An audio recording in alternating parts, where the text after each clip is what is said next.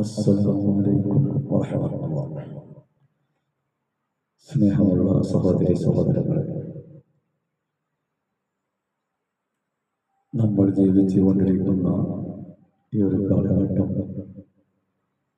വളരെ പ്രതിസന്ധികൾ നിറഞ്ഞ, പ്രകൃതി ദുരിതങ്ങൾ നിറഞ്ഞ, അക്രമങ്ങളും അപകടങ്ങളും നിറഞ്ഞ ഭയാനകരമായ ഒരു കാലഘട്ടത്തിൽ കൂടിയാണ് നമ്മൾ ജീവിച്ചുകൊണ്ടിരിക്കുന്നത്.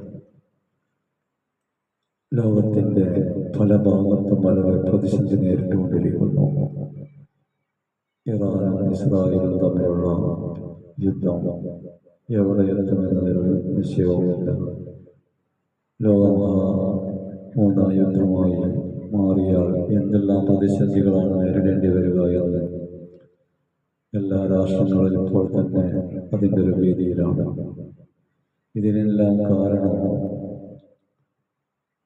ലോകത്ത് ഇന്ന് നിലവിലുള്ള ഇസ്ലാമിക രാഷ്ട്രങ്ങളുടെ കഴിവുകേടാണ്. ഈ പാശ്ചാത്യ രാജ്യങ്ങളുടെ വഴിക്ക് നീങ്ങിക്കൊണ്ട് ഹറാമിലേക്ക് സഞ്ചരിക്കാൻ കാരണമായത് ഇതിനെല്ലാം കാരണം അവരെ പിൻപറ്റി ദീനിനെ അവർക്ക് വേണ്ടി വഴിമാറ്റി അതിൻ്റെ ചട്ടക്കൂട്ടുകളിൽ നിന്ന് മാറി പാശ്ചാത്യ രാജ്യങ്ങളുടെ തൃപ്തിക്ക് വേണ്ടി അവരുടെ ആവശ്യങ്ങൾക്ക് വേണ്ടി വഴങ്ങി ഹറാമിലേക്ക് കുടികത്തി വാഴാൻ തുടങ്ങിയപ്പോഴാണ് ഈ അക്രമങ്ങളെല്ലാം ഇസ്ലാമിക രാഷ്ട്രങ്ങൾ ഏറ്റുവാങ്ങേണ്ടി വന്നുകൊണ്ടിരുന്നത്.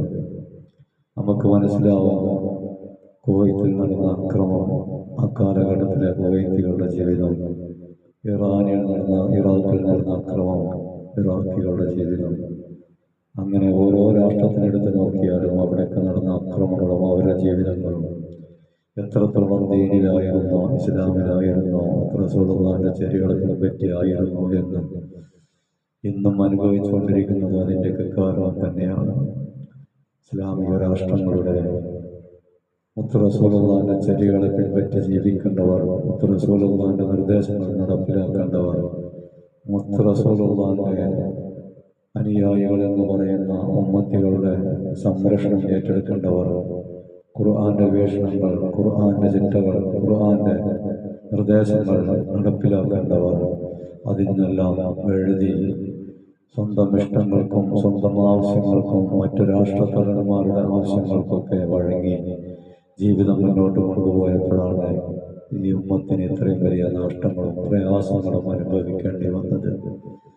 ഗസയിൽ അനുഭവിച്ചുകൊണ്ടിരിക്കുന്ന ദുരിതം നാം എല്ലാവരും കണ്ടതാണ്. 50,000-ൽ പരം സാധാരണക്കാരെ കൊന്നൊതുക്കിയ ഇസ്രായേൽ ഇന്ന് അവരാണ് പോലീസ് ചമഞ്ഞുകൊണ്ട് ലോകരാഷ്ട്രങ്ങളിടയിൽ അവരാണ് നിവർന്നു നിൽക്കുന്നത്.